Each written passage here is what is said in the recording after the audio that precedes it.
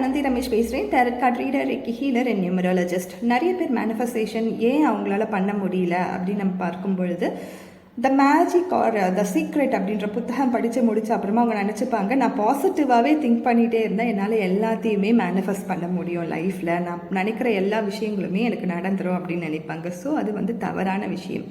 Law of அட்ராக்ஷன்றது law of யூனிவர்ஸில் ஒரு part தான் தவிர அதுவே வந்து எல்லாமே ஆகிடாது. ஸோ இதில் என்ன இருக்குதுன்னா, லா ஆஃப் வைப்ரேஷன் ஒன்று இருக்குது. லா ஆஃப் வைப்ரேஷன் அப்படின்றது நம்மளுடைய திங்கிங் அண்ட் தாட்டை நம்ம எந்த அளவுக்கு ஒரு டிசையர் ஹையாக வச்சிட்ருக்கோமோ அதை விட பல மடங்கு ஹையாக வச்சாதான் அதை நம்மளால் மேனிஃபெஸ்ட் பண்ண முடியும், அது எந்த விஷயமா இருந்தாலும்.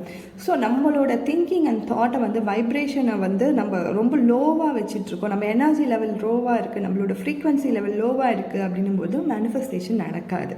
ஸோ லா ஆஃப் ஃப்ரீக்வன்சி அப்படின்றதையும் நீங்கள் தெரிஞ்சுக்கோங்க. நன்றி.